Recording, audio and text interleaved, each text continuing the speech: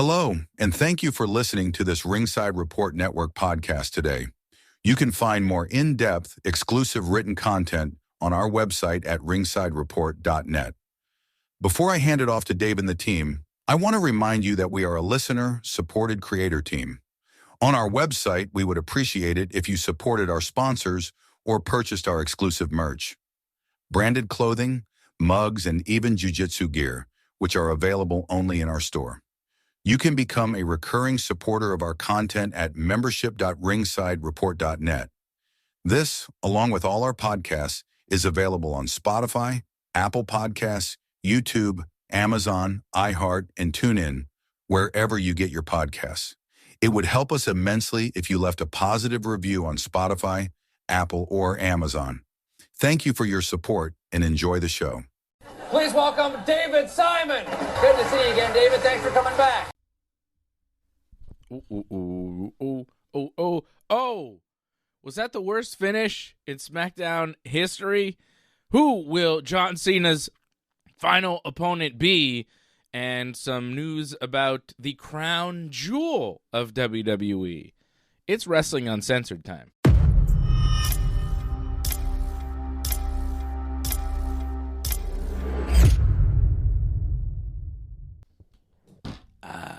The crown jewel. The crowning jewel of professional wrestling. Can't wait. You're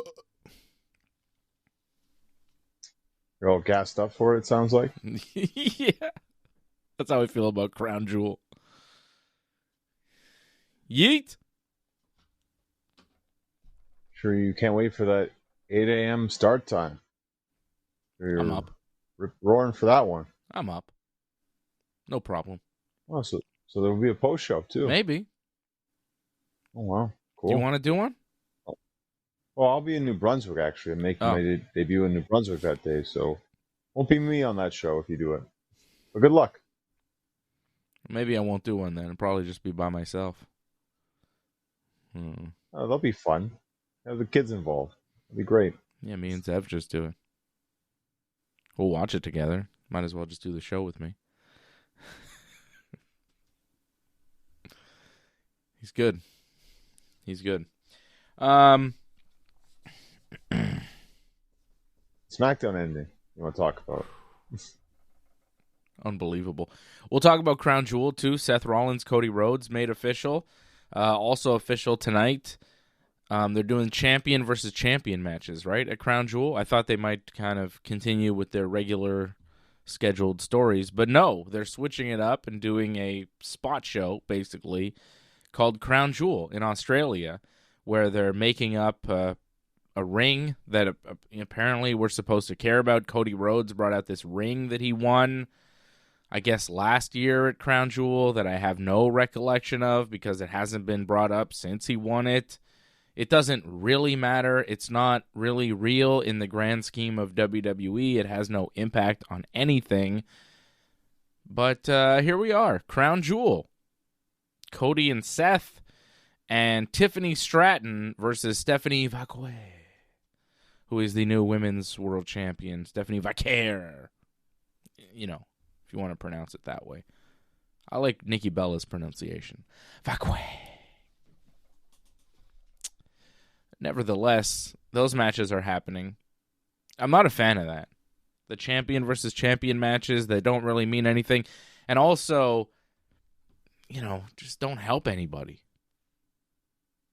Whoever wins doesn't really gain much from it. And whoever loses is just, you could point at them and be like, you're the lesser champion. There are two champions on each, there's a champion on each brand, two world champions. Even though Cody's the undisputed WWE champion and Seth is just the world heavyweight champion. I don't know. He doesn't have undisputed on his title, so you think maybe his title's in dispute for some reason. It's a bad look. And then whoever wins, it's like, oh, well, the other guy, you know. I think Seth should beat Cody. Because, like, how many times is Cody going to beat Seth, you know? It's enough. They brought it up on Raw. It was like, hey, Seth, Cody was saying this, hey, what happened last time? What's your record against me? And it's like, oh yeah, it's 0-3. It's 0-3. And now we're revisiting this. So Seth really should win. I don't know if he will, because WWE doesn't like to have Cody lose. But Seth has goons, like Cody mentioned on Raw, right? 3 goons. Bronson Reed, Braun Breaker, and Paul Heyman counted as a goon. Heyman was like, I'm not a goon. I'm not one of the goons. I thought that was funny. Heyman's reaction to being called a goon was maybe the highlight of Raw. Asuka Rhea Ripley was cool as a main event. Like, the fact that they did that. The match itself was kind of not the best, but just the fact that they gave it to us in a main event of Raw was interesting. I thought Raw was the best show I saw this week. Mm-hmm. I thought it was really good, like start to finish. I thought that opening promo with Seth and Cody, one of the best opening promos to Raw we've seen all this year. Like, we've criticized Seth, and rightly so, for some bad promos, but I thought this promo was one of his best promos he's caught all year. I thought it was pretty good, too. I really liked what he did last week, leading up to the match with Punk and AJ. I thought the Punk, AJ, Becky, Seth promo last week on Raw was terrific. I thought Seth was really shining in that one, too. He's had some good work. It was a good promo on Raw this week with Cody. I enjoyed it.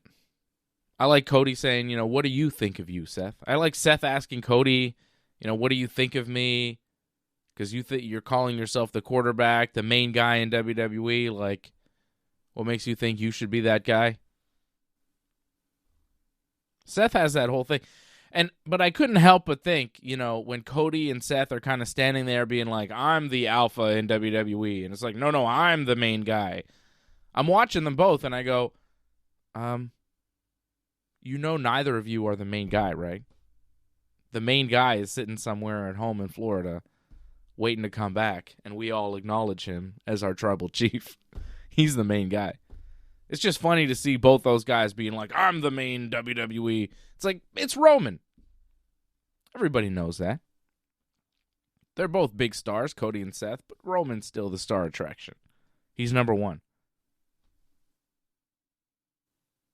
Well, you heard that tonight on SmackDown. People were chatting for OTC, and it seems to be a weekly thing. And yeah, I don't disagree with that. I think Roman is kind of the star, but they gave Cody the ball off of Roman's title reign, and you're still letting him run with it. Yeah, still. I wonder when that ends. I wonder how that ends. I wonder if it ends with Roman. Feels like Roman Seth is the play down the road, but we're not there yet. We're going to Crown Jewel. I just, the promo was good, John, but I'm not super excited about the match, and because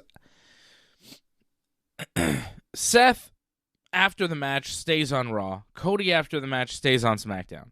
Whatever happens at the match is self-contained in that match, and it doesn't go past that one night. And that's kind of my issue with it, is that, like, it's really like a glorified spot show where we're building towards it, but once it happens, nothing that happens on that show has any bearing on the future of what they're doing in the company.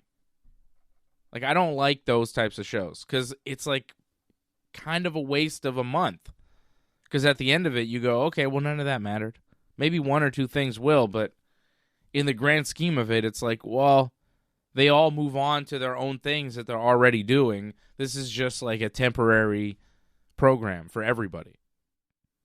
Like Stephanie Vacquet and Tiffany Stratton are going to have a mini feud now. But after that, it's going to be over. They're going to have one match. Somebody will win, and then they'll move on. Yeah, the Stephanie and Tiffany promo on SmackDown was pretty bad. I'm not very excited for that match whatsoever. But I look back to what happened last year. You had Cody versus Gunther, champion versus champion, and they could play off that a bit where Gunther was kind of self-conscious afterwards, like, oh, I'm not unbeatable. Cody beat me. And there was some doubt put into him. So they actually played off that for a couple of months, actually. And it felt like, oh, maybe Gunther can be beaten. And it felt like the next guy could beat him. So that could kind of work too, I think, however they play this one out. I agree with you. I think Seth's probably going to win because I think he needs to win more. Yeah. But it can put a bit of doubt where Cody's not unbeatable. Yeah, which, I think is good. Because the only person that's really beat Cody since Cody beat Roman for the belt at Mania, 2 years ago? Almost? Is Cena. Yeah. And he cheated. And he already revenged that. Yeah. So you got to have Cody somewhat beatable. Somebody's got to be able to get to him. I think Roman is always a good option. Because Roman, with Cody and Seth as champion, you see Roman as a threat to both of them. Brock Lesnar seems like he's not going anywhere. They talked about him on SmackDown. He's a threat to anybody. So they still have those kind of looming threats that they could revisit. Cody's already beaten Brock, though. They already kind of did the Cody Brock thing. I don't really need to see that again. I think we're good there. Seth Brock could happen if there's like a Heyman rift with Seth, You could do something there. I'd like Brock to just be with Seth's group for a time. Like, just be there with the Bronze. The Bronze, Brock, and Seth with Heyman. All one terrifying group. And Brock's, like, not looking to be champion. He's looking to help Heyman protect Seth. Like, just Brock as a goon for a bit. And then maybe we, lead into Brock and Braun Breaker at some point, which would be fun.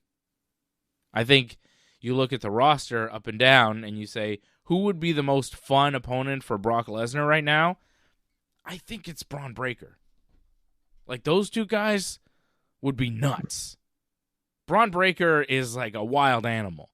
Him against the Beast would be pretty cool. I'd like to see Brock against Jacob Fatu as well. I think that would be pretty violent. I think they could do some stuff. But I think Braun Breaker would be a different level. He's so young, like he's almost indestructible at this point. Like, he doesn't have the miles and the injuries on his body. Like, he can take a Brock beating pretty good. I'd like to see it. Like, imagine peak Brock Lesnar versus, like, peak Scott Steiner. You know what I mean? It'd be sick. And this is kind of what you have. It's a good idea. I just think maybe give Braun a bit more time, give him a bit more seasoning, give him like another year on the roster before you do that. I think, for me, if it was WrestleMania, I would do Brock against Gunther first. And then maybe the following year, do Brock and Braun. If Brock is going to be around, he better be putting some people over. He beat Cena, and it was like, okay, all right. You knew that would happen. Come on. I didn't think he would. Really? Yeah. I just didn't think it was the right move. Like, you're really going to have Cena just get beat down by Brock when he's got like 3-4 matches left? Like, why? It's happened before. Yeah, but why? What was the point of that? The point is Brock has more matches ahead of him than Cena, so Brock needs to go over. Did he have to do it over Cena? Like, I don't understand doing that. Maybe Cena wanted the one last Brock match for some reason, but the finish was weird. The match was not good. It's the same old thing with Brock. He just does the same move over and over again. It was, when you look back to the previous matches, it was kind of pathetic, to be honest. It was awful. Very disappointing. That was the start of the show. Yeah, it was really bad. That whole show was very mid. But, like Stephanie Vaquer, Io. Yes, okay, great. There was one good match. You got to give them at least one good match. Yeah, they had one good match. I mean, I did a post show, so we talked about it. You weren't here, John. Right. Oh, I hope you bury that mixed tag match. One of the worst matches I've ever seen in my life. I liked it. I thought it was fun. Oh, so long, and it's the moments in that match, like totally brilliant. Man. It's just really bad.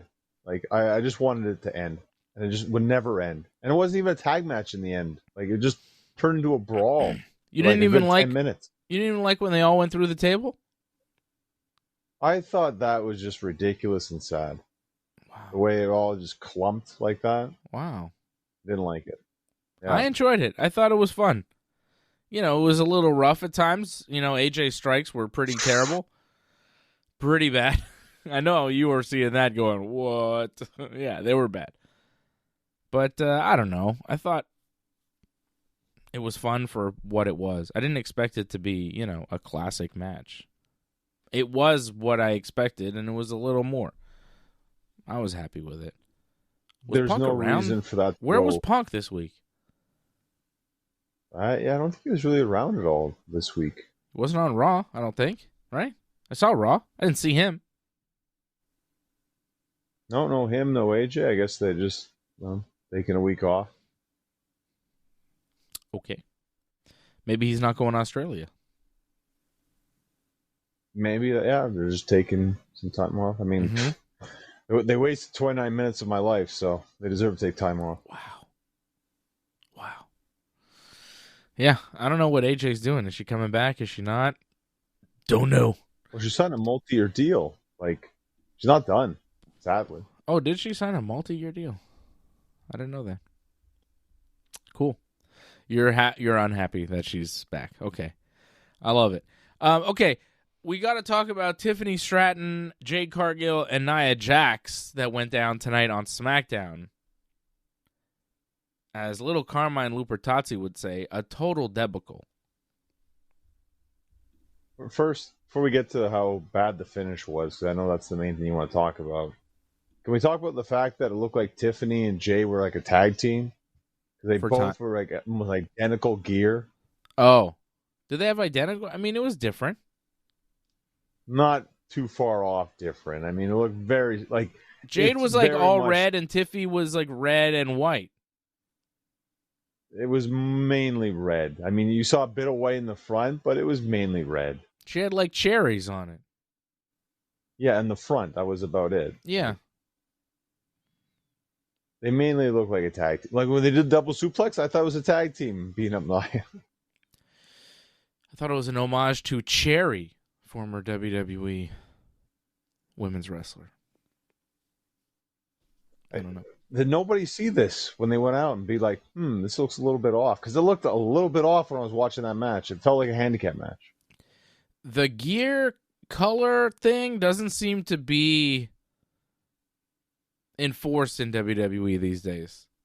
You see that a lot where, you know, like any time the Usos would wrestle like Jacob Fatu or Oh, it's true, yeah. You know? All those guys just dress alike and they're wrestling each other. It looks like they're all one team. Yeah, you're right about that, yeah. I mean, that was the most egregious to me, where it was just like, these guys, first of all, you're brothers, so you have like a family resemblance, and you're dressed the same, but you're wrestling each other, and then there's a bunch of guys, like you're all cousins and brothers. You all kind of look alike. You know what I mean? It's crazy. Jacob Fatu's wrestling Solo Sikoa, whose last name is also Fatu. They're all Fatus. All these Fatu guys wearing black pants, black T-shirts, wrestling each other. They look identical. You know what I mean? It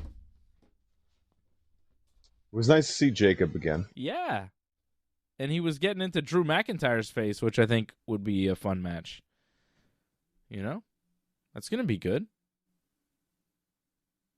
Yeah, eventually. Like, I think McIntyre's on his way out for a little bit because I guess he's filming a movie or something. Oh.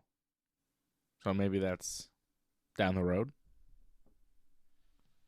I think that might be, he's taken out by Jacob and then we won't see him for a while. So Jade Cargill, Nia Jax, Tiffany Stratton. Okay? Let me set it up for you. Jade, first of all, goes outside the ring, flips the top of the announce table right on Michael Cole and Booker T. They both seemed upset. She hit Michael Cole pretty hard with it. I don't know what she was thinking. Like, why would you do that? You're supposed to grab it, pull it down, not like just throw it on the announce team. She rushed. Cole seemed pissed. Yeah, he seemed very mad. Yeah, he's like, I'm getting too old for this. He's like, are you okay, Booker? Booker was like, ugh. By the way, I don't know who the announce teams are on WWE anymore. Like, I don't know. It seems to be rotating. And Cole and Booker, like, at the end of the show, Cole's like, maybe I'll see you next week. And Booker's like, because I think they don't know from week to week what show they're doing or if they're going to be there next week together. I don't know what the deal is. I like Cole and Booker. I think they're the best announced team in the business right now. Although, I'm really enjoying Bryan Danielson in AEW. I think he's really good, but I like Booker T a lot on commentary. And he's got a nice dynamic with Michael Cole. I enjoy listening to them while I watch wrestling. So, that was a weird one. Just the Booker-Cole interaction. Like, are we going to be here next week? Here's the problem is that you switch the commentating groups, WWE, and then you do an injury angle where you take out one of the commentators that you just switched. Oh, yeah. So then it feels like they're always rotating because they have to make up that for the storyline angle. So Mike Cole was gone for a week. So we got the NXT group. So we thought, again, we're only like a week or two into this brand new commentating scenario. So, yeah, it's a little confusing. I understand that. Wade Barrett is not terrible, but Joe Testator is terrible. He's so bad on Raw. He's not getting better. It's just the way he's going to be. Like, he's pretty much Mike Cole from 99. But he's worse. He's worse. Like, he mispronounces names. Like, it's just... He doesn't... Mike Cole 99. He doesn't seem like a wrestling fan at all. And that doesn't work. That's a job for him. You know, that's it. Yeah. But, like, you gotta... To do that job, you have to know, like, the history of professional wrestling. Otherwise, you're just not credible to a lot of wrestling fans. Like, Booker T is a credible guy in pro wrestling. Like, you gotta have credibility in professional wrestling to be on commentary. Because if you don't, you just don't work. Michael Cole, at this point, has credibility because he's been around for so long. You can tell, I mean, he loves the business, the WWE, at least. You know, I don't know about the history and all that, but he likes, you know, what he's seen, which is a lot at this point. What he can remember, too, at this point. Sure. Wade Barrett, I mean, he wrestled. He's got an appreciation for pro wrestling. I feel like Joe Tessitore would not be watching wrestling every week, certainly, if he didn't work for WWE. I feel like he is the commentator for Raw and doesn't watch SmackDown. Yeah, I agree with you on that one. It feels like he just pretty much has the notes for the show and goes off that. He's probably never seen an episode of Dynamite. He's probably never seen an AEW match. That would be my guess. I was going to say definitely not a New Japan match easily, for sure, never. He's probably not seen any wrestling that's not WWE in his life. And that's my point. It's like, I don't want to hear a guy like that talk about wrestling on a wrestling show. Even if it's a WWE play-by-play guy. I don't think that guy has any credibility. And I think that it's the same in any sport. The play-by-play guy for any professional, like high-level sport, is usually a student of the game. You You're know? completely right, but didn't Why Tessitore in come pro from like wrestling is it ESPN? not applicable? Everybody. You look at the John Anik in the UFC. He's a student of mixed martial arts. He's a student of the game. I don't know if he's a martial artist, but I know that he knows a lot about MMA and the UFC because he cares. You could tell. He's not a former fighter. He's a broadcaster. But when he's doing the UFC broadcast, you listen to him and you go, he's credible. You know? I listen But to Michael that's because Kay do the Yankees broadcast. He's credible. He watches baseball. He understands baseball. He knows the history of the game. He's a student of the game. He loves baseball. You know?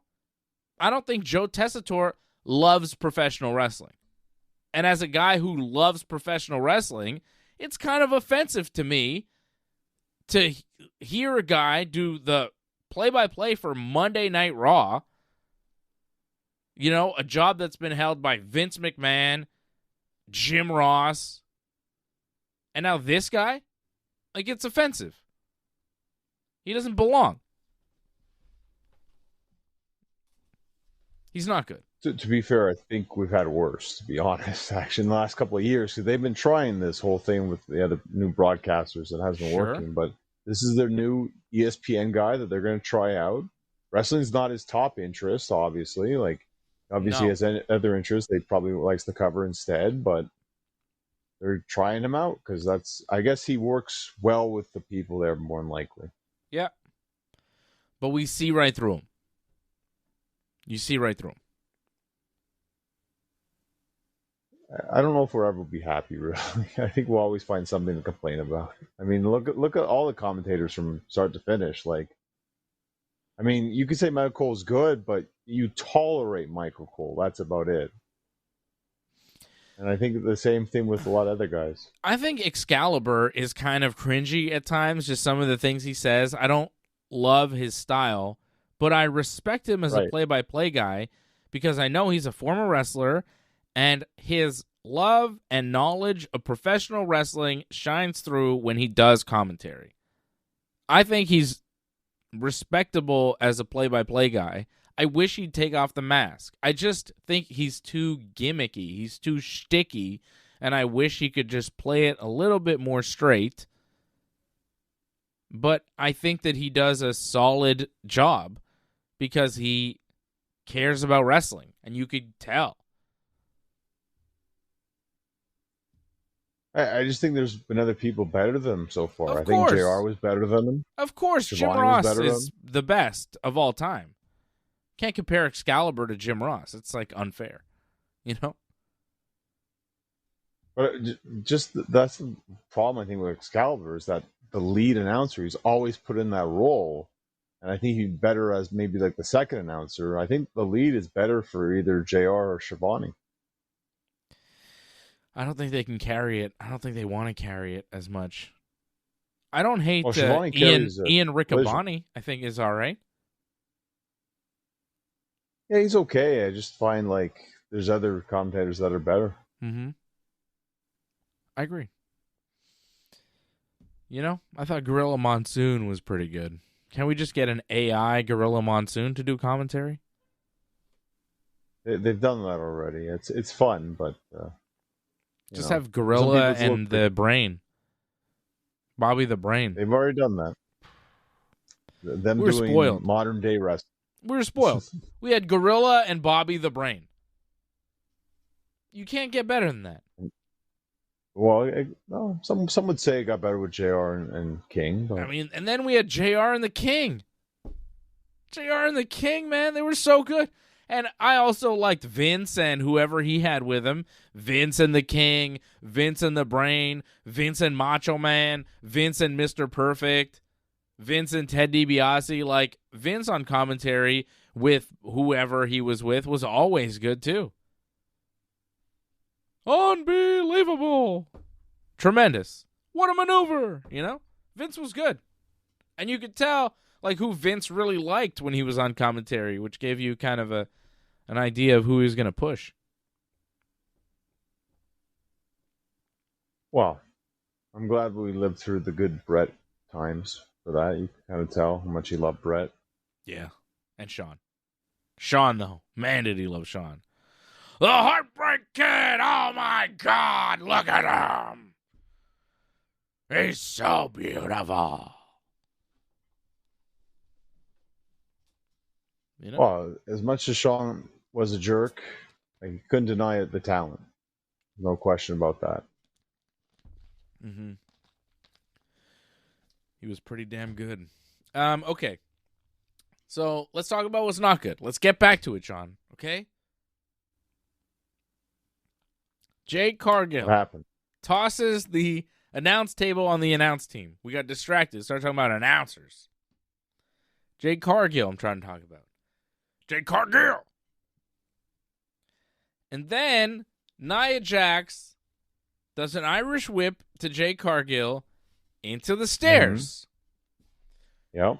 Jade Cargill decides to take it head first and busts Or her side whole of her head face. open.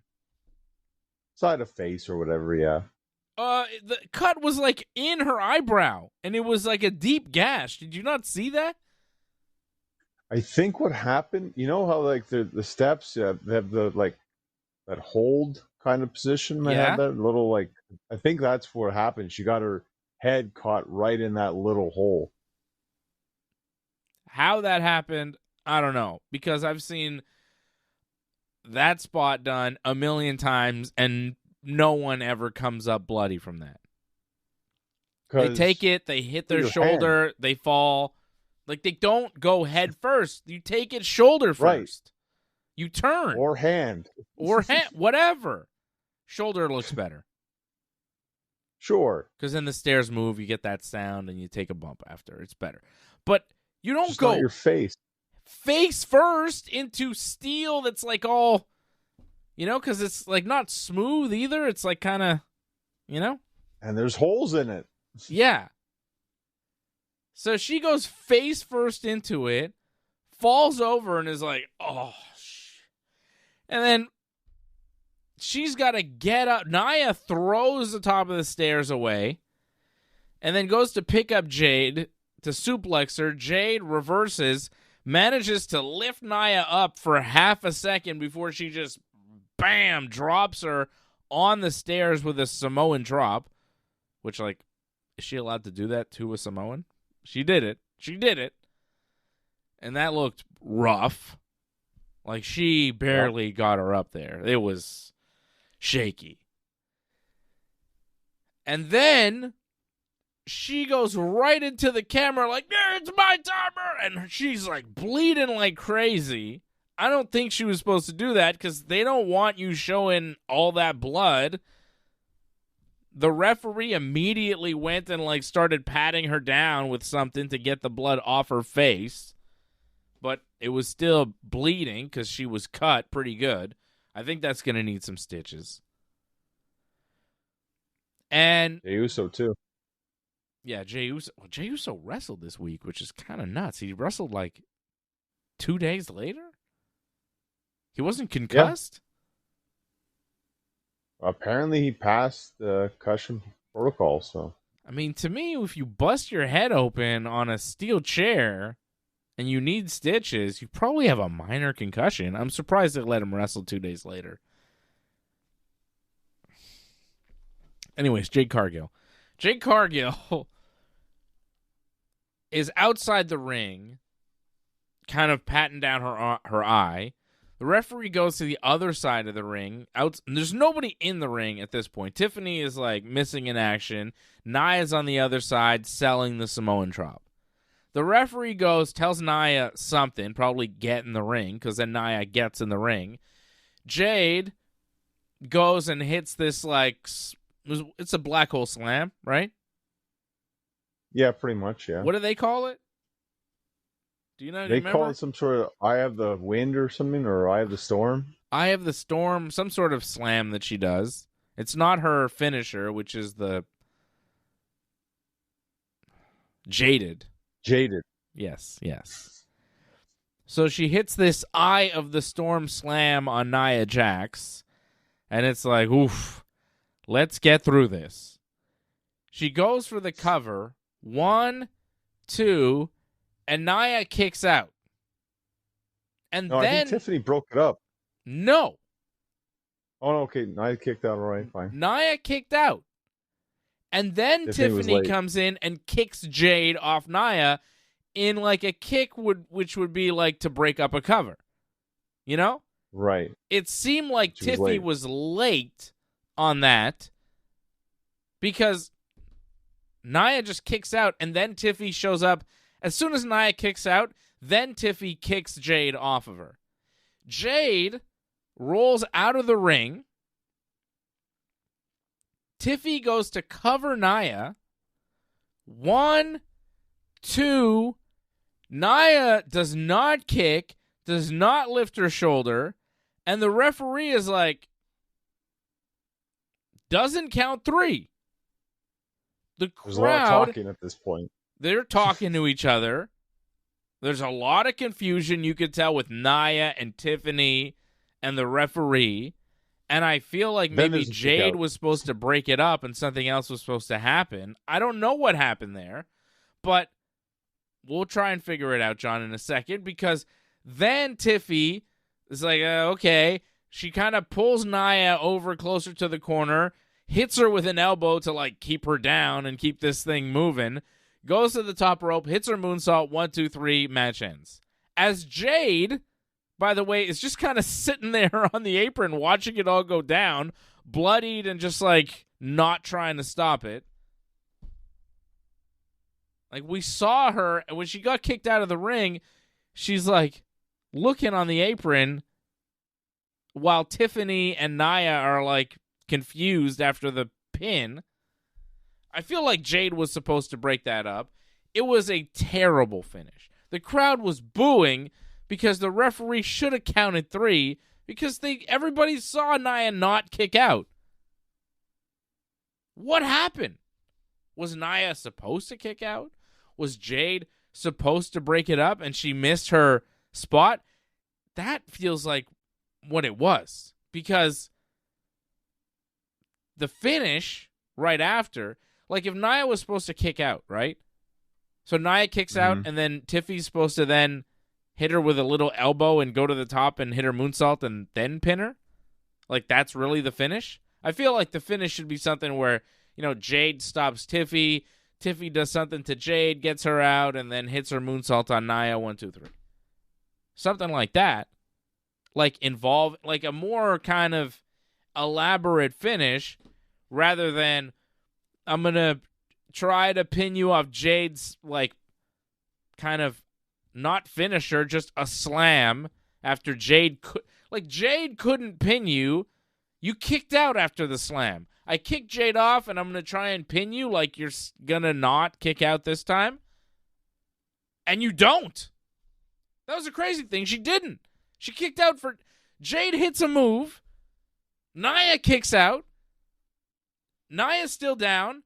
Tiffy kicks Jade off, pins Nia. Nia doesn't kick out, but the referee decides not to count to 3.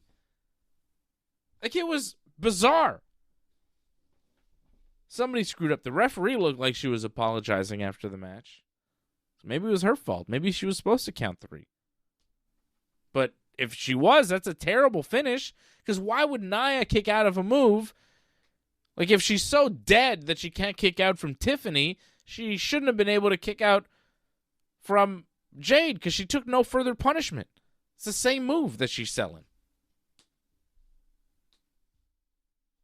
See, the way I look at it, that's where the error kind of comes into play, where I think it was supposed to be a save. Tiffany was supposed to stop the pin, so that way it looks like she kind of steals the win in a sense. Right. But by Nia kicking out, it's all screwed up, I think. And I can understand the referee being confused because that got messed up, and you're just going to pin like that. That kind of messes up what it was supposed to be. So I can understand where the ref decided it was going to be a 2 because they thought you get a cleaner finish.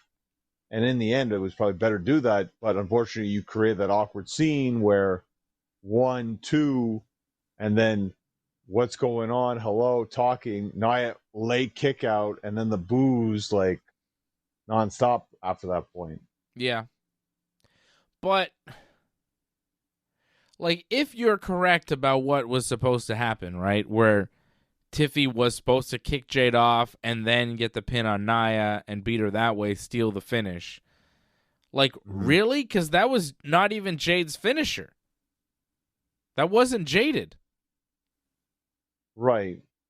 Well, just because it was late in the match, because she already hit Jaded, right? And she got On Tiffy, screwed out of the match. Right. But it already happened in the match, so they already played it up, or, oh, Jade had it, but it was taken away from her. And then Tiffany stole it, you know? I think that was the story they wanted to play.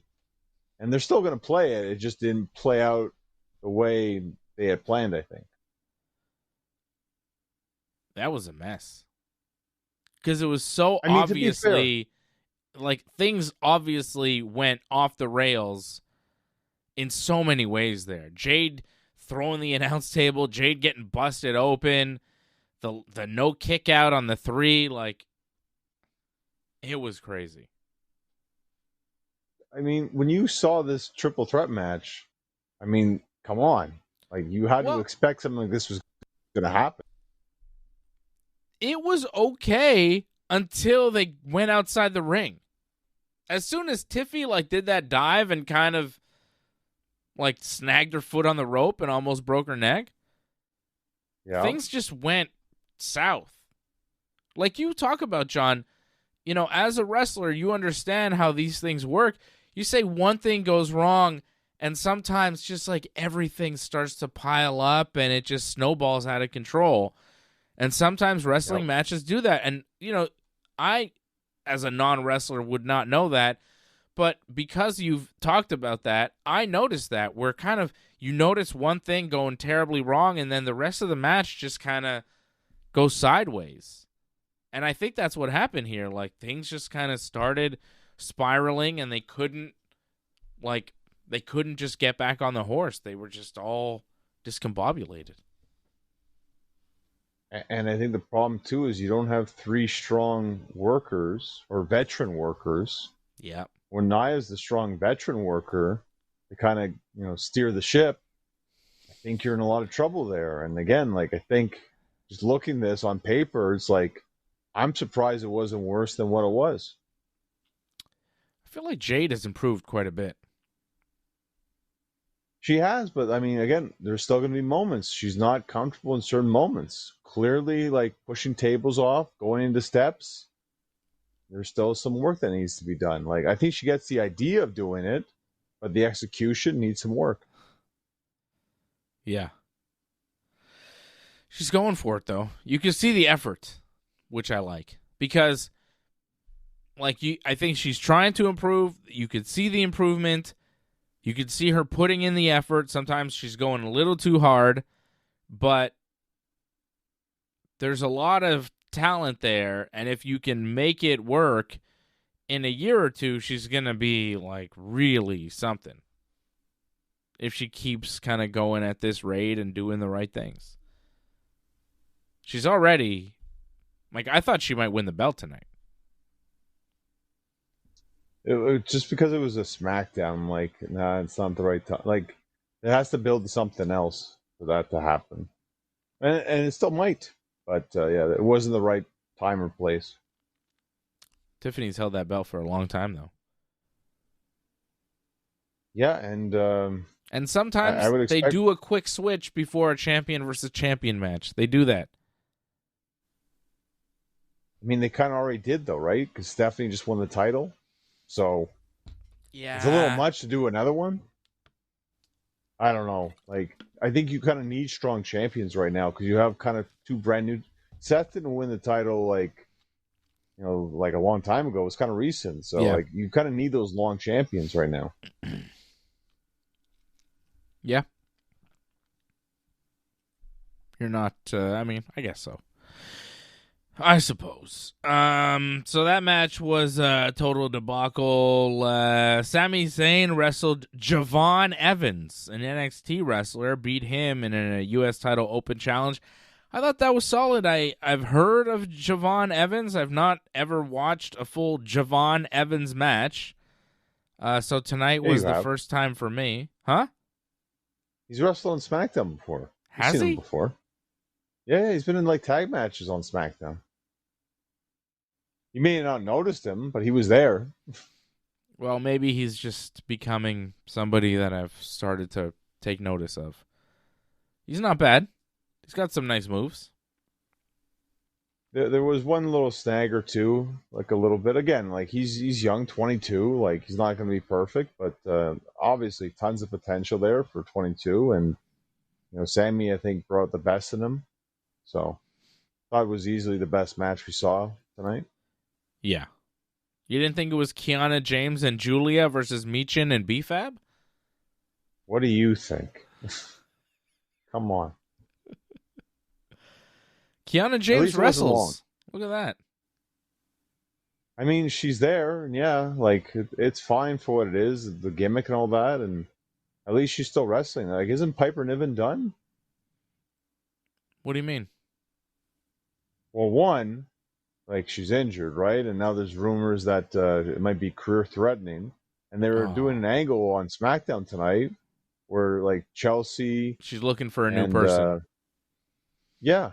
Yeah. So. Oh, no more Piper? That sucks. Poor Piper. It's too bad. Yeah. I like Piper Niven. That's too bad. Yeah, Kiana James and Julia beat Michin and BFAB in a match that happened. Also, the Street Profits beat Carmelo Hayes and The Miz. There was some dissension in the ranks between Miz and Carmelo.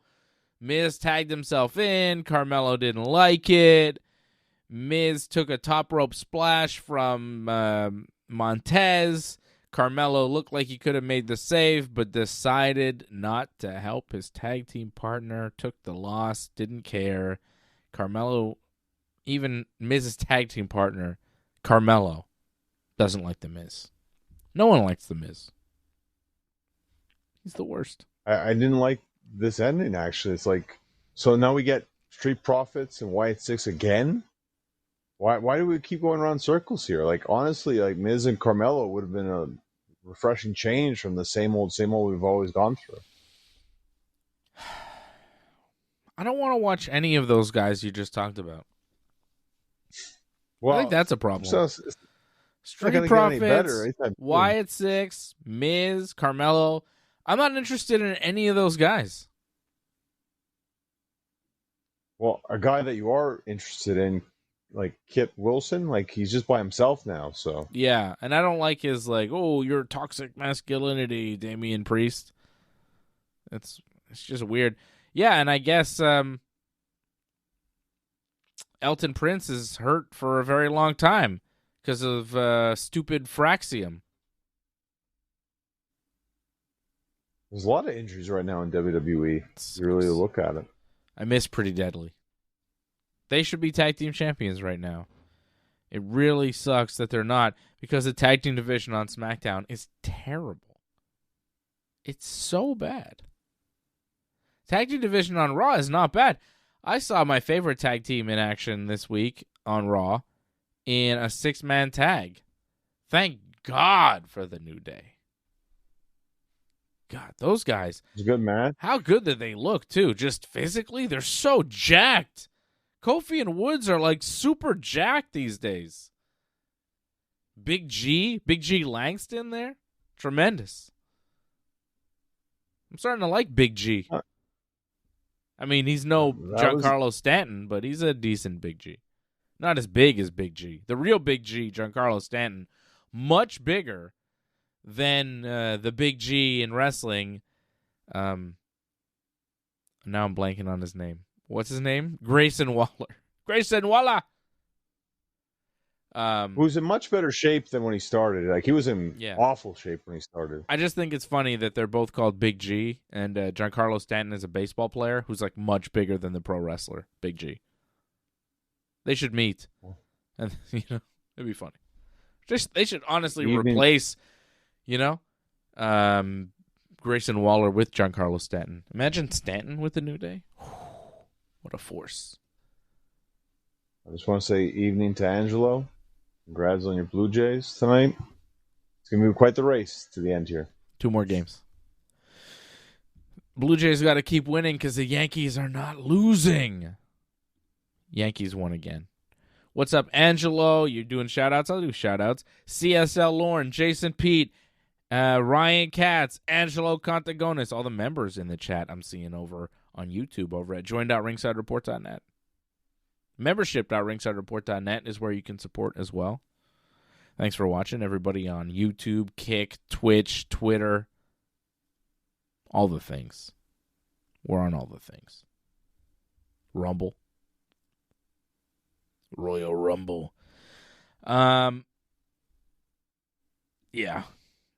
I love the New Day. They had a good match. It was New Day and Grayson Waller versus the Viking Raiders and Penta. It was good.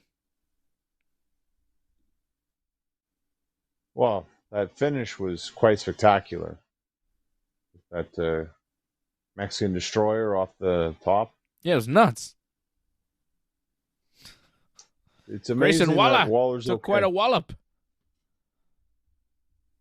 Crikey. It was more like a super pile driver almost. Yeah. Penta does some cool moves. They're letting him do, pile drivers off the top rope. Flipping pile drivers off the top to Grayson Waller. I'm glad Kofi and Woods didn't take that.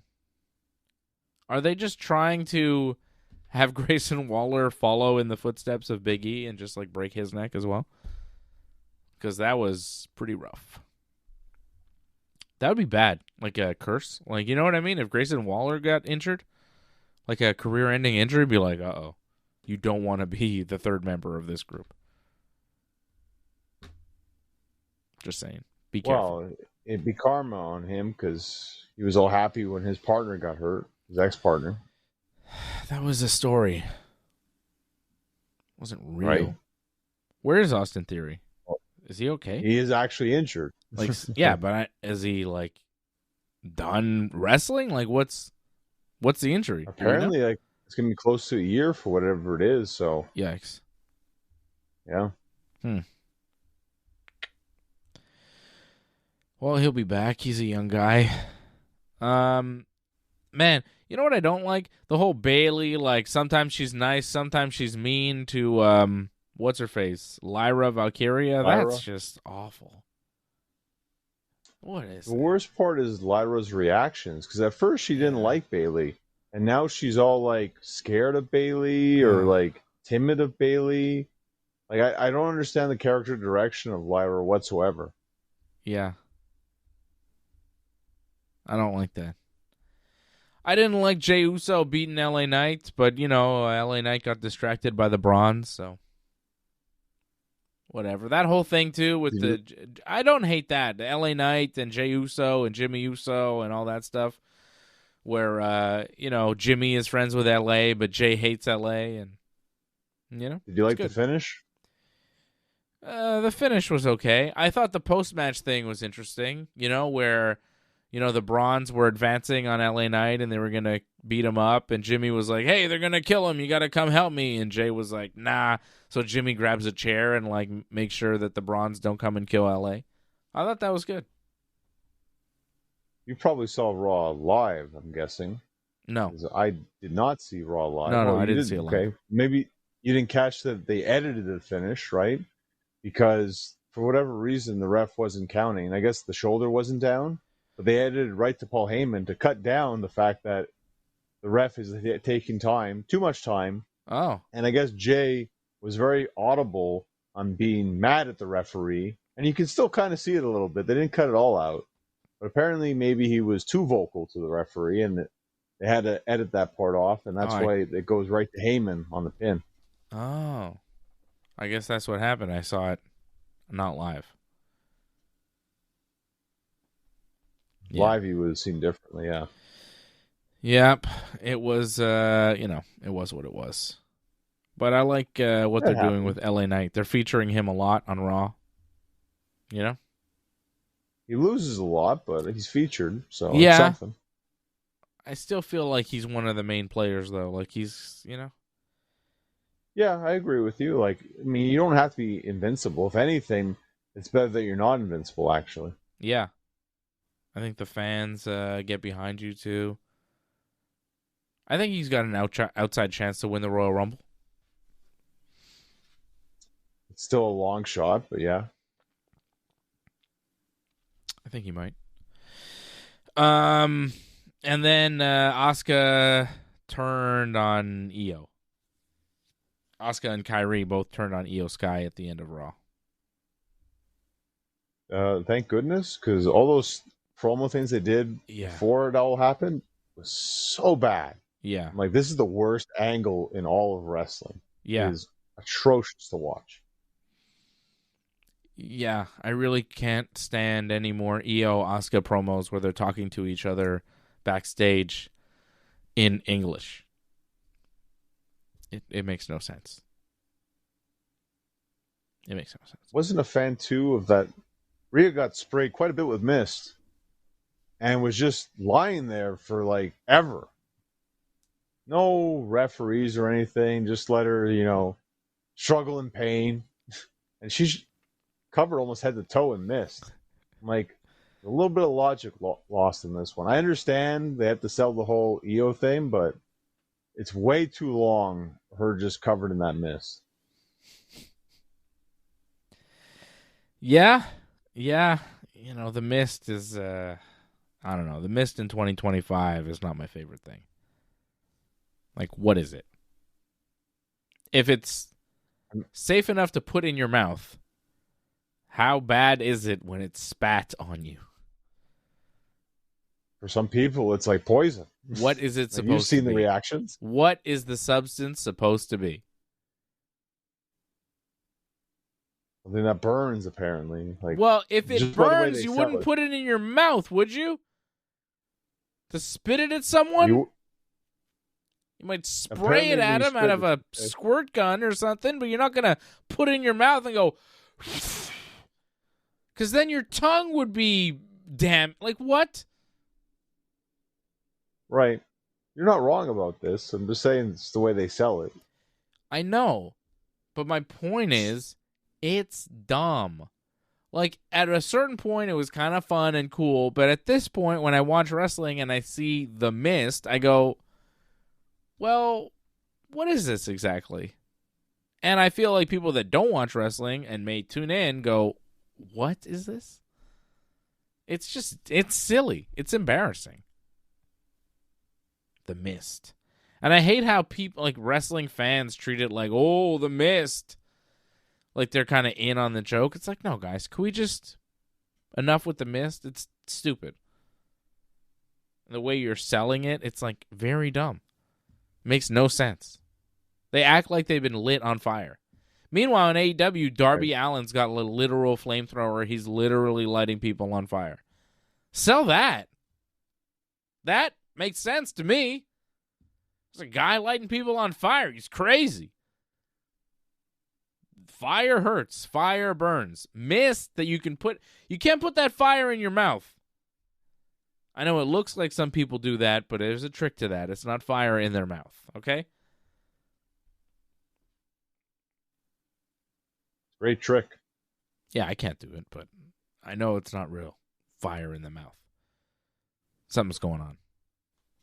I don't know what exactly, but I know something's up with those fire-breathing people. Anyhow. No mist. No more mist!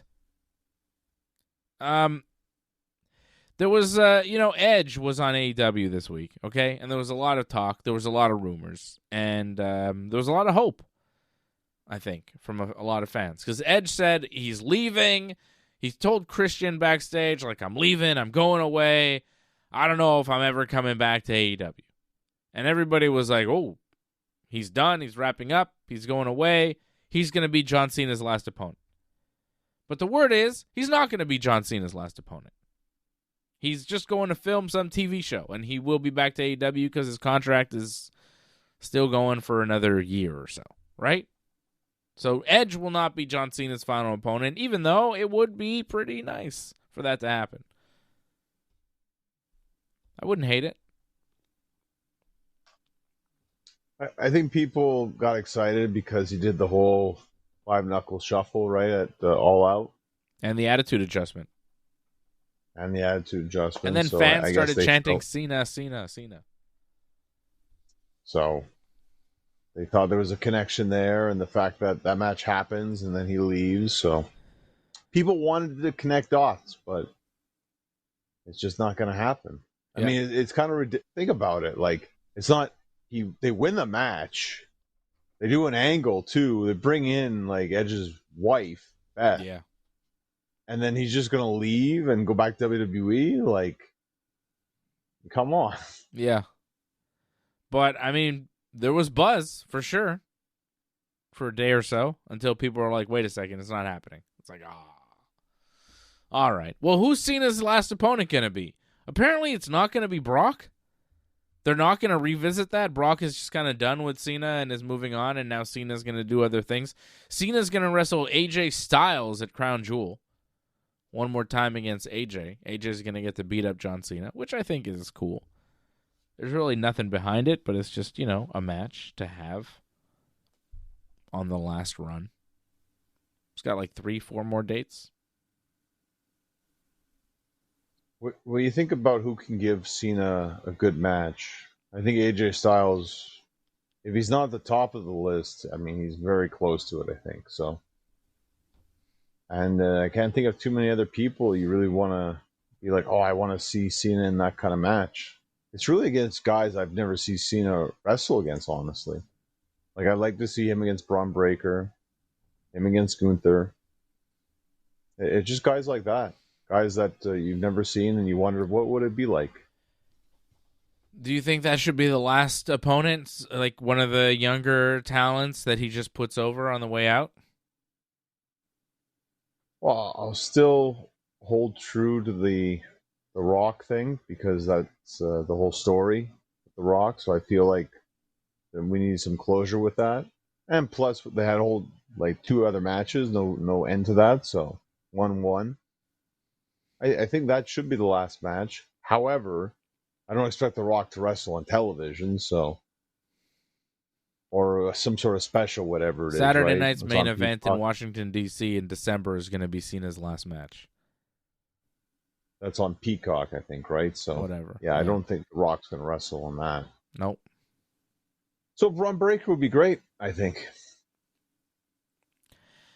There's been talk of The Miz doing another match with Cena, and I really hope they don't do that. Because, that's a waste. No, the talk is The Miz wants that to happen. And Yeah, he wants but, people to want that to happen. He's talking about it a lot and doing interviews, and sometimes that just makes things happen. Yeah, we don't need that to ever happen, to be honest. Nope. There's, everybody else on the roster first before that. I think he I'd should rather see wrestle Tozawa. Seth last and then beat him and then take the belt, and then that's the title he takes home with him, and then no one cares because it's the world title. It means nothing. Last real champion, John Cena. 18 time. Not the 17, never seen. 18 time, never seen. It's funny. Like, they say this is the last run. You don't think Saudi Arabia won't get him to come back for that WrestleMania 43? I could see it happen. I don't know, man. Hollywood pays pretty good. I know Saudis, they roll out a lot of money, but are they going to match the Hollywood things that he's doing? I don't know. They might, but this could be it. Well, it's his last run, but I think he still will have another match or two. Yeah. I mean,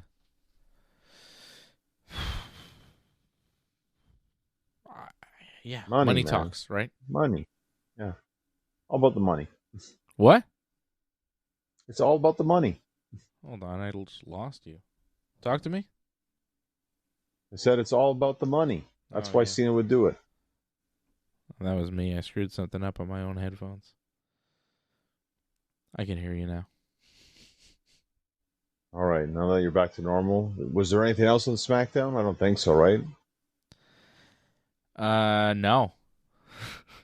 So we got the matches for Crown Jewel.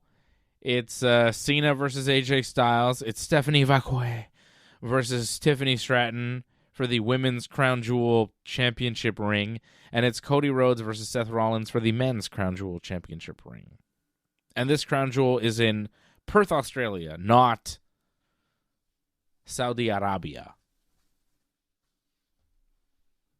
With the 8 a.m. Eastern Standard Time start time. Yeah, 8 a.m.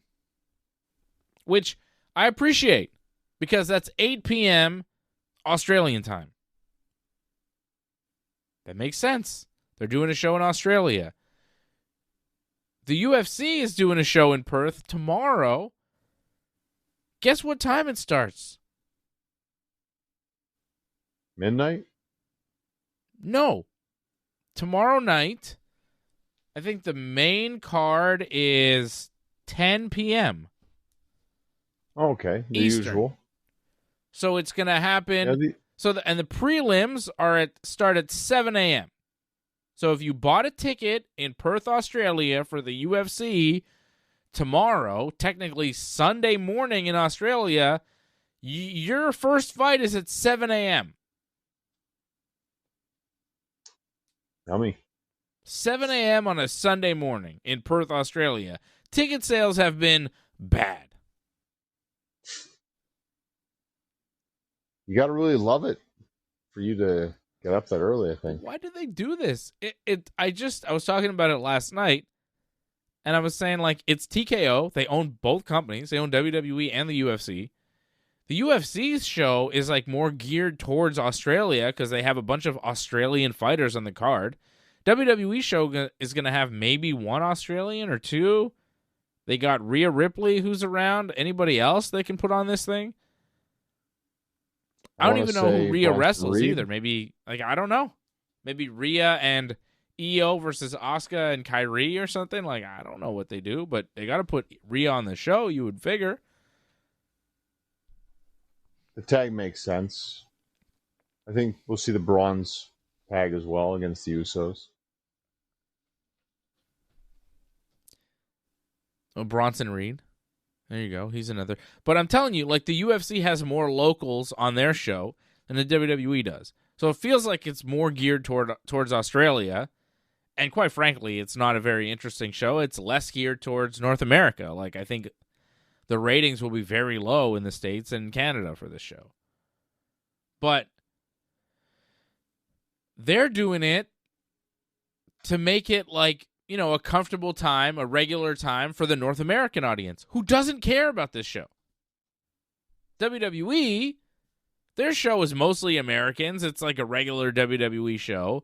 Yet they're doing it at a time for Australians. 8 p.m. on a Saturday night. Good for them. I don't understand why the UFC is, like, not respecting their audience and WWE is like, yeah, 8 a.m. on a Saturday morning for everybody. Deal with it. I'm happy to deal with it. I think it's fine. I just, to me, it looks like the UFC's kind of set in their ways. It's like we always have our things at 10 p.m. Eastern Standard Time. So whatever it is there, we're having. They've done it before, no? Where they've had shows where that standard time is like it's 3 or 4 o'clock in the morning. Doesn't matter if it's 10 p.m. East, because that's what we got to cater to more, is that North American audience. We care about that the most. And WWE, yeah, they're a bit more giving in a sense where it's like, hey, like, let's try to make sure everyone's appeased, or at least the people who are in the arena are appeased. Yeah, I don't know. I feel like you should cater to the arena, cater to the people there. If you're going all the way to do a show there, make it at a time that's reasonable. Could you imagine going to a UFC show at 7 a.m.? It'd be so weird. Imagine just going to any show, period, at 7 in the morning. Yeah. Like anything. Who wants to wake up at like 6 o'clock to go to the UFC? You're going to be there for like 6 hours. Like, what? I wouldn't want to do that. I wouldn't buy a ticket for that. I certainly wouldn't buy a ticket that costs like $1,000 for that. Speaking of, you sent me ticket prices for WrestleMania. Like, bad tickets are like $22,000 or something, right? It's insane. Yeah. It's crazy. Yeah. Ringside seats, I think, are like $70,000. This is just for the next WrestleMania. It's not even the Saudi Arabia WrestleMania yet. I mean, what are they thinking? It's called, let's just get as much money as we can. That's what it's about now. Are people buying these tickets? I mean, they're there front row. Someone's buying them. That guy in that green shirt must be one of the most richest guys on the planet. Yeah, he's got to be doing well. It's really nuts what WWE ticket prices are going to. And the WrestleMania prices are just like unbelievable. I'm not impressed by your performance. I'm really not. It's like I think it's over $1,000 just to get in the building for one ticket. For one night. Insane. It's too much. They're pricing their audience out of the business. I don't know who's going to these shows, who's spending this kind of money on these weak-ass wrestling shows, but I'll tell you, if you're going to WrestleMania and you're sitting anywhere where you can see the facial expressions on the wrestlers, you're a sucker. It's not worth it. It's not. If you can see the wrestlers' faces, you've paid too much to go to WrestleMania. If you spend over $1,000 on a ticket to WrestleMania, I mean, I got to question why. Unless you just got money to burn, whatever. But even then, you know what you can get for $1,000 in this world, just in general? You really want to spend it on a ticket to WrestleMania? That's, hasn't been great over the past few years. They've had a rough year. There's no doubt about that. Yeah. Look, if it was in my hometown and I didn't have to travel, I would get a ticket. I would get a couple tickets. It would cost me a lot. I'd deal with it. I'd suck it up. But, like, to travel, the hotel, and it's such a, It's a big expense. It's huge what they're asking people to do. And wrestling fans are not generally the wealthy 1% people. Not generally. Yeah. I've seen wrestling fans. I'm a wrestling fan. It's odd what WWE's doing.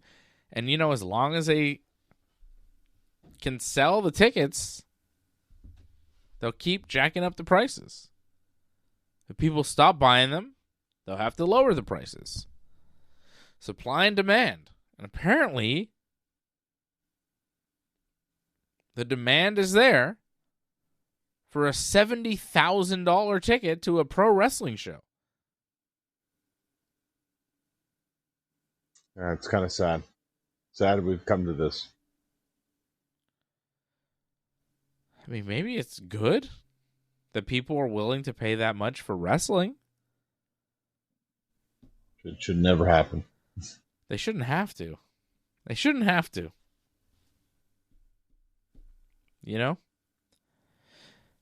I think what's happened is, the whole ticket business, the whole live event business has decided that they don't want the best seats to go to the first come, first serve basis. They want it to go to the highest bidder. Like, Right. I think they kind of realized, like, well, wait a second. We're selling tickets, and the best tickets are just being sold to whoever gets there first. Yes, they're more expensive, but they're still reasonable that the average person, if they get there first, they can get them. Then the live event business said, we're not maximizing our profit here. Let's sell the tickets to whoever will pay the most. And that's where it's headed. It's like, yeah, you get there first. Sure. Can you afford it? No. Next. Who can afford it? Who wants to spend $70,000 ticket for one seat at WrestleMania in the front row? Do you want to do it? No? Okay, next. So we're going to find somebody who does. And that's just how they're operating now. It's not like first come, first serve. It's like highest bidder. And like I feel like that's a short-term gain, but a long-term loss for the live event business.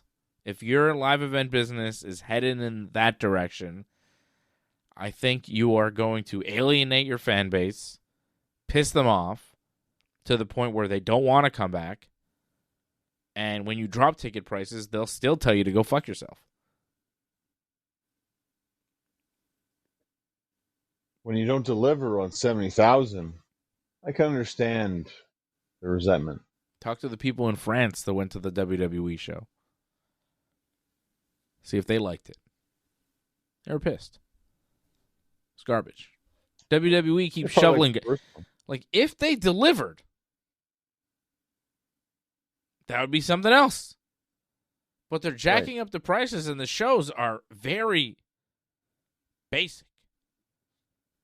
And, like, nothing ever happens. Even on the big shows, nothing happens.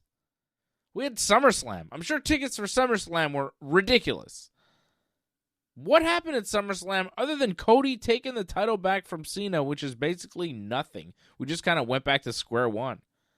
Nothing happened at SummerSlam. That was their second biggest show of the year. I'm sure ticket prices were ridiculous. And they did nothing. They do nothing. All they do is present stars, have weak matches, and don't advance the story even. With their 50-50 booking and just lack of any creativity, thought, progression, anything. No development of any characters, really.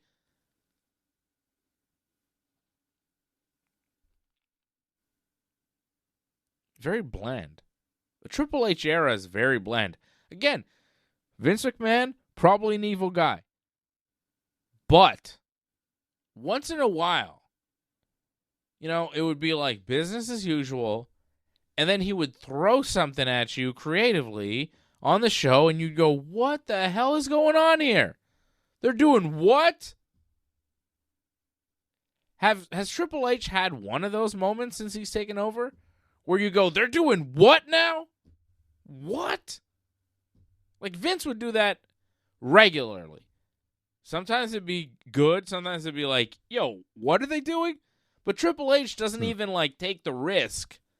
He just kind of does A, B, C, keeps it simple, paint by numbers.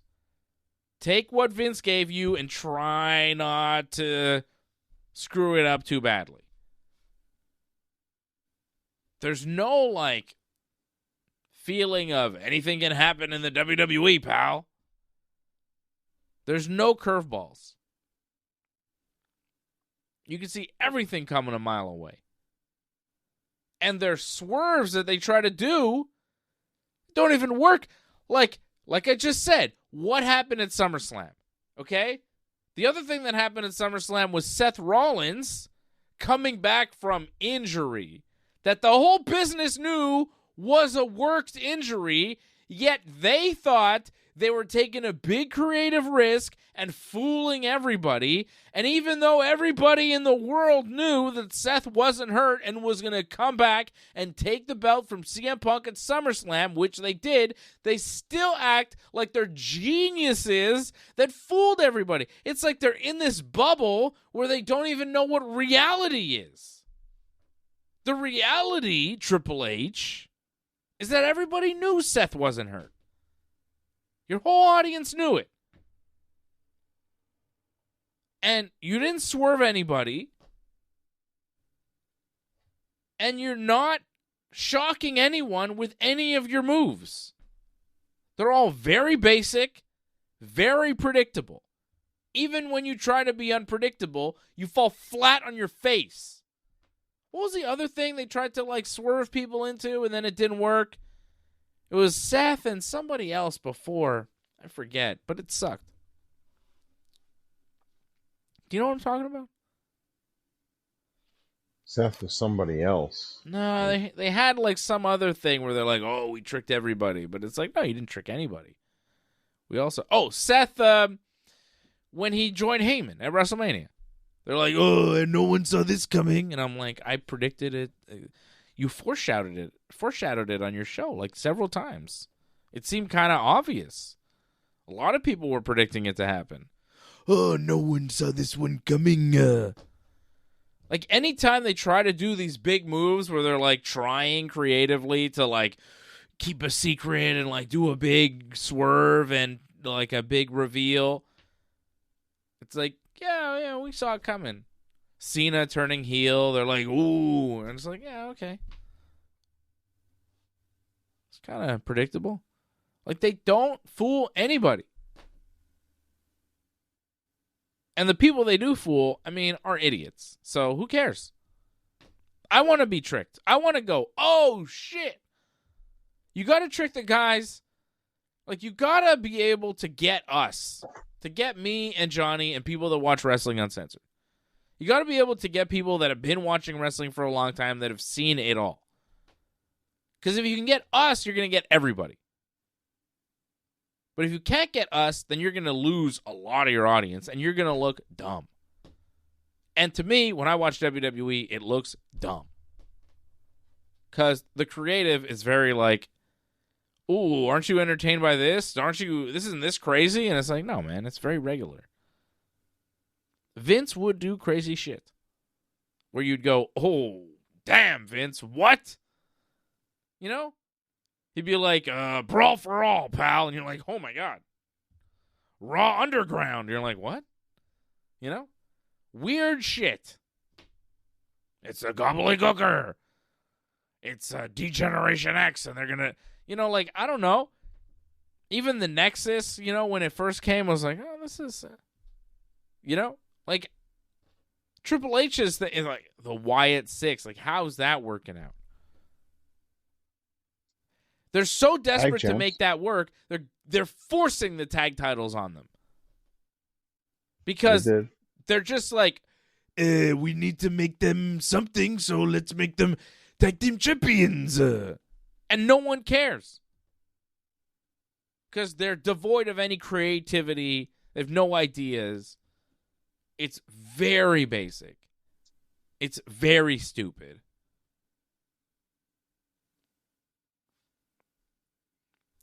So, here, give it to me. I'm not impressed by your performance. Thank you, Triple H. You just gotta understand, Triple H books very slowly. That's why, like, things happen very slowly throughout the year. He builds to these big shows, that's it. So, the stories don't really progress that much. It's very, very slow. And I think at some points, he's on point with the audience, and at some points he's completely off. The whole idea that Stephanie goes into the Hall of Fame is a big, like, ooh, people want to see this. I don't think that many people wanted to see that whatsoever or cared for that whatsoever. Maybe you somewhat did. I know you're a bit of a Stephanie fan, but I don't know if even I didn't care about that one, John. Well, that was like, Joseph. Hey, let's all celebrate my wife. I was like, what, dude? What do you mean? How is this a thing? Isn't the Hall of Fame in like 8 months? What are we talking about? Yeah, but he needed something because it's the big ESPN thing. And that's a huge thing I think that's hurt WWE a bit, is that they kind of got rated poorly or not rated well by ESPN. See. And yeah, C is still a pass. It sucks. But it's not a great pass. It's just a pass. Yeah, their first show on ESPN did a write-up of it. They were like, this sucked. We were promised surprises, big events, we got nothing. And I'm like, yeah, exactly. And WWE was like, why are they being mean to us? It's like, well, we're still going to cover you in a real way, so suck it. You know? Like, I thought that was so funny. WWE signs this big broadcast deal with ESPN. They do their first show on ESPN. They hype it up, and it sucks. And ESPN goes, actually, that sucked. You need to do better. Well, you know WWE that they don't like that when that happens. Nope. They're not big on criticism. Nope. So don't know if that's going to go over well, but they'll probably get a new reviewer or something possibly to write that possibly next time around. Or maybe they'll work harder in the next PLE, hopefully. Doubt it. Crown Jewel. Have you seen the card? I mean, we're already, 2 weeks away? Yeah. Looks bad, too. It's up to them. I mean, at least they gave Cena the best chance to have the best match he can have, so that's a positive. Yep. I guess. Over in AEW world, Chris Statlander is the women's world champion. She beat Mina Shirakawa, and they were teasing Statlander joining the Moxley gang, but she decided not to in the end. That's when Darby showed up. And then Darby showed up with a flamethrower and scared all of Moxley's gang and challenged Moxley to a match that is official for AEW's next pay-per-view, Wrestle Dream, in St. Louis, Missouri, October the 18th. Coming up pretty soon. Darby Allin versus Jon Moxley in an I Quit match. Official at Wrestle Dream. Next week, we're getting a mixed tag, I think. I believe it's Darby and Statlander against Wheeler and Marina. What's her name? Marina, yeah. That's cool. That's cool. I didn't love Hangman wrestling Lee Moriarty for a long time. I mean, he beat him, but I mean, that match was too long. Who is Lee Moriarty to go that long with the world champion? You know? Well, they kept saying it over and over again, the longest reigning Ring of Honor pure champion. So, and he's a native of Pittsburgh. They were in Pittsburgh, so they wanted to make him look good. Yeah, but AEW does this stuff where, like, they give a guy way too much over a guy that's, you know, should be pushed and protected a little bit more. And they do it for absolutely no reason, because then that guy just disappears and you never really hear from him again. It's not like they're doing it to push Lee Moriarty and they have plans. It's just like, well, let's do it because he's from Pittsburgh and he's on the roster. Let's give him a good match. It's like, well, other people see this and they see your world champion look less than a world champion because he's having trouble beating Lee Moriarty, who is a jobber in AEW. Because, like, in 2 weeks, Lee Moriarty will wrestle, you know, Brian Cage on Collision and get squashed in 2 minutes. You know what I'm saying? And then you go, whoa, man, Hangman had way more trouble than this guy. It might be not Brian Cage, it might not be 2 minutes, but you get my point. It could be any number of guys in AEW beating him in 5. If it takes Hangman 15, you go, why? No, you're completely right about that, and you didn't make Hangman look good whatsoever. And I thought Dynamite was kind of weak this week. Yeah, it was. I mean, I know super they're coming off a pay-per-view, but not a lot of talking and not as much action as they usually deliver. Yeah, they did have Orange Cassidy come back. I thought you were happy about that. Are you being sarcastic? Oh, okay. I thought you were a fan of Orange. I don't know. Like, Not really. My son is. oh, okay. My son kind of looks like a little Orange. Does the shade, says the whole thing. He can do a good Orange Cassidy. Not for Halloween, though. He's going to be... Oh, he's got a very elaborate idea. It's like a Donkey Kong thing. It's a Lil Elevator he wants to be. Which I don't even understand. That's not a costume you could buy. His mom's going to have to make something nuts. I think I'm going to be John Cena. Just for you. You're usually Bowser from Mario 64, aren't you? Like, I'm switching it up this year. It's the last John Cena year. You got to show respect. I think I'm going to go full Cena. Got to get my jorts I out. guess. Like, didn't Cena also have the pump-up shoes as well? Do you have the pump-up shoes? He doesn't always wear the pump-up shoes. He wears a variety of sneakers. He used to wear the pump-up shoes. He doesn't anymore. I think I could get away with just sneakers. Sneakers, jorts, Cena shirt, Cena hat, Cena wristbands. I'm John Cena. You got the towel, too? I don't need a towel if I'm walking around. It's true. What am I going to do? Put the towel up? Time to go to work, Stu. Start running. Just like run everywhere. Slide into whatever room I'm in. That would hurt. It would be hilarious. Like, you go knocking on doors, you do the salute, and you just run away. It'd be hilarious.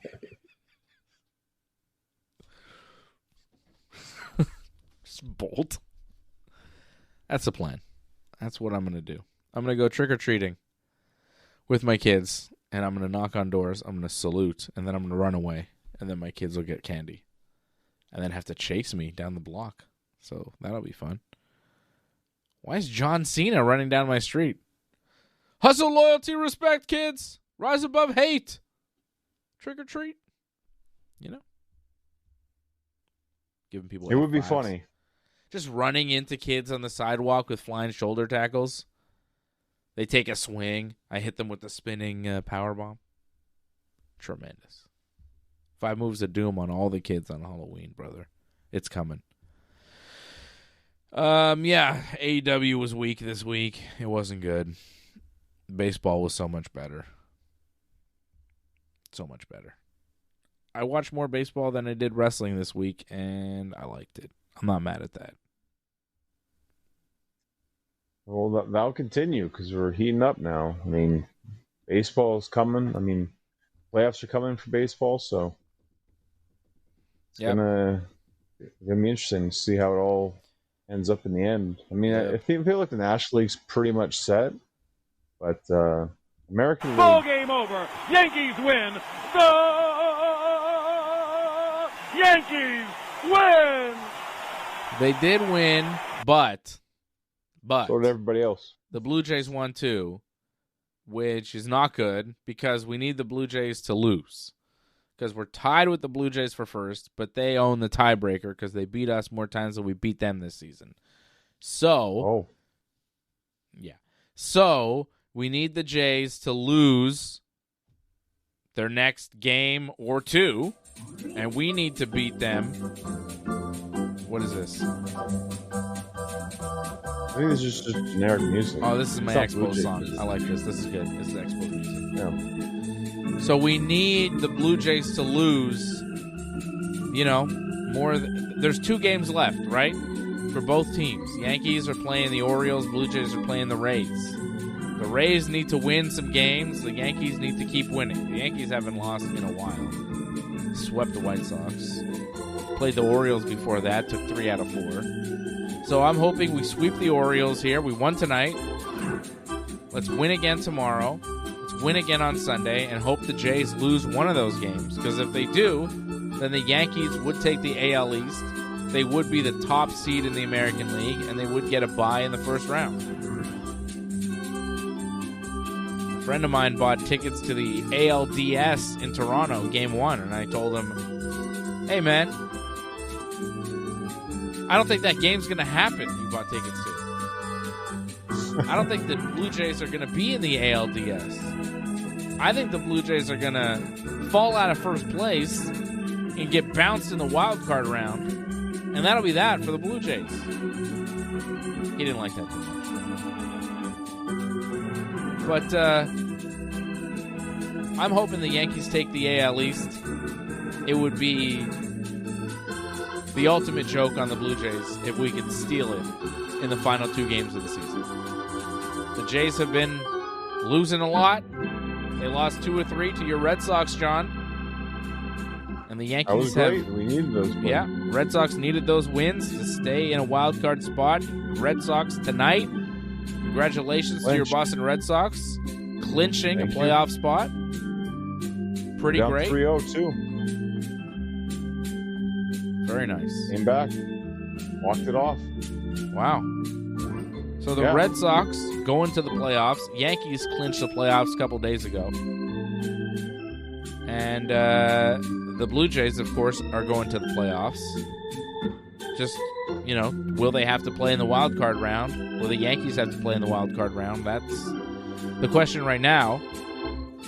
And you've got the Detroit Tigers and Houston Astros fighting it out. The Tigers have the final wild card spot. The Astros half a game back. Tigers have completely fallen apart. They're actually tied with the Guardians for the lead in the Central, but they would be the wild card team because the Guardians have the tiebreaker there. Mariners have won the West. They have won the American League West. They're going to the postseason. The Phillies have won the American League East. They're going to the postseason. The Brewers have won the Central. The Dodgers have won the West. The Padres go into the postseason as well. They clinched a wild card spot. But there's still a wild card spot up for grabs in the National League. The Mets and the Reds fighting it out. And I think the D-backs are in it, but they're kind of lagging now, right? I think the Mets are going to take it. The Mets and the Reds are right now in a dead heat. They are tied for the final spot. So I don't know how that would work. Would that be a game that they would have to play against each other, or maybe somebody has they'd have to play a game. Would they? There's no tiebreaker situation? I thought they just do like whoever won, or I thought it was like whoever's done better against their own division gets to move on, some sort of weird thing. I don't know what happens. The extra game. I don't know what happens if they're tied. I think they should play an extra game, but I don't know if they would. I'm not sure that's how it goes down anymore. The D-backs are a game and a half back. I think they're going to be out of it, They're 2 games left. They're a game and a half back out of the spot. They need the Mets and the Reds to lose both their final games, right? So, unlikely. Yeah, it's a bit of a miracle there. Yeah. But the Mets and Reds, they're fighting it out for the last spot. The Cubs have a spot. The Padres have a spot. The Mets and the Reds still haven't clinched. The Tigers still haven't clinched. The Astros, close, but they may find themselves on the outside looking in October. And Crazy. The Guardians also have not clinched a playoff spot because the Tigers and Astros could still jump over them. Push Cleveland out. So Cleveland, Detroit, and Houston all fighting for their playoff lives over the next 2 days. One of those 3 teams will not make it. I think it's going to be the Astros, but they're only a half game back, so. And are they playing right now, maybe? They are. Ooh. Wait a second. They're a half game back, so if they win, Astros 3-3 tie with the Angels right now in the 8th inning. Interesting. Wow. The Mets lost to the Marlins tonight. The Reds beat the Brewers tonight. Not good for the Mets. Not good for the Mets. And Astros, like, if they win tonight, I think they would have the spot, right? Because if they're a half game back and they win, they're a half game back, yeah, if they win, they're a half game back now because they haven't. But if they win, then they would be in a playoff spot, which is so crazy. Like, that's how close it is right now. It's a 3-3 ball game. Insane. It's fun, man. I'm glad wow. It's better when you can breathe a little bit easier once your team's clinched, though. So, yeah.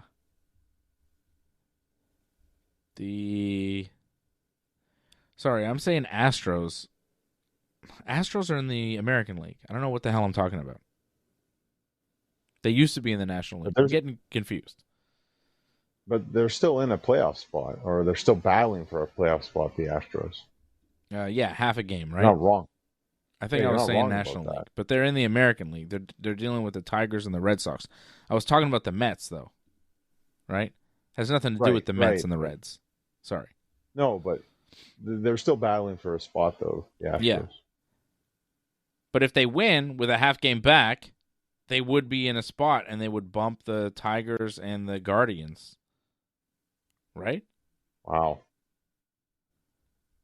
Because they're only a half game back. Do I have that right? Yeah, they're a half game back of the Tigers. So if the Astros win tonight, they'd have the same record as the Tigers. They'd be 86-74, but they're a half game back. I don't know. I think they would take the spot from the Tigers if the Astros manage to win. But if they lose, then they may be out of a spot altogether.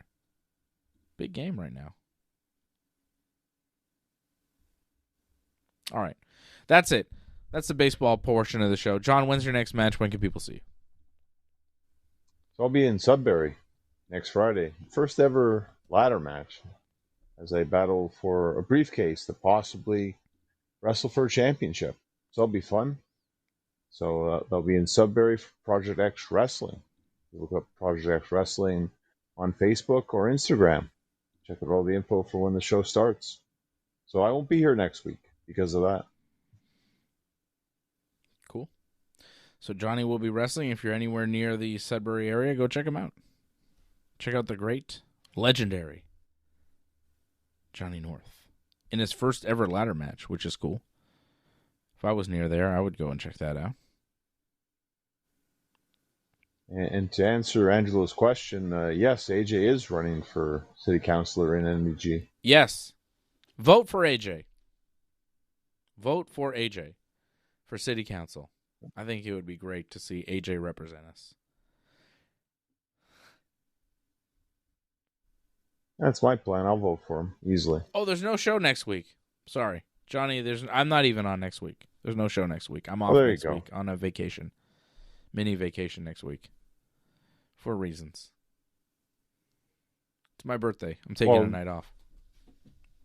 Well, happy birthday. A little bit early, but thank you. I'll definitely be back next week. I mean, I'm in New Brunswick on the 11th, but I believe the 10th. Should be good. Should be good for the show. All right. Well, we'll wait and see. If not, it'll be the Super Simon Brothers Super Show. We'll find out.